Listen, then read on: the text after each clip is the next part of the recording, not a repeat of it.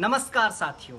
जब हम सरकार चुनते हैं तो उम्मीद करते हैं कि सरकार बिजली, पानी और सड़क की व्यवस्था करेगी। हम ये उम्मीद करते हैं कि सरकार किसानों को उनकी आय का उचित मूल्य देगी।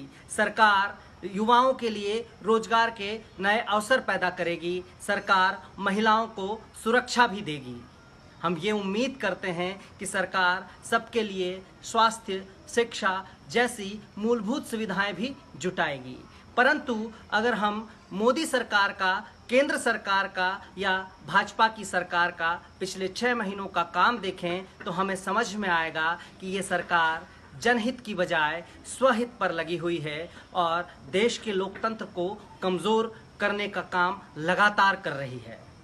कांग्रेस नेता राहुल गांधी जी ने हाल ही में एक ट्वीट किया और उस ट्वीट के माध्यम से पिछले 6 माह की उपलब्धियां केंद्र सरकार की बताई है।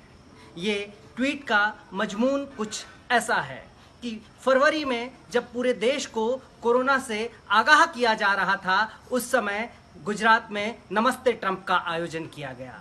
जब मार्च में पूरे देश में पीपीई किट, स्वास्थ्य सुविधाएं और स्वास्थ्य के संबंधी कोरोना वॉरियर्स को तैयार करना था, उस समय हमारी केंद्र सरकार मध्य प्रदेश में कांग्रेस की चुनी हुई सरकार को गिराने में व्यस्त थी।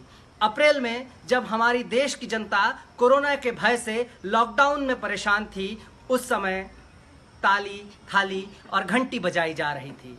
इसके बाद मई माह में जब पूरा देश जो है त्राहिमाम कर रहा था, मजदूर इधर से उधर बदहवास पूरे भारत में दौड़ रहे थे, ऐसे समय में केंद्र सरकार अपने 6 साल की वर्षगांठ मना रही थी, उत्सव का माहौल मना रही थी। जब जून का महीना आता है तो कोरोना अनकंट्रोल हो गया और पूरे भारत को आत्मनिर्भर कहकर साहब कोरोना के समय जनता को छोड़कर बिहार में वर्चुअल रैली करने लगे थे। इसके बाद जुलाई का महीना आता है। अब मौका है राजस्थान में कि राजस्थान में जनादेश का अपहरण कर एक चुनी हुई सरकार को गिराने में भाजपा की सरकार फिर व्यस्त है।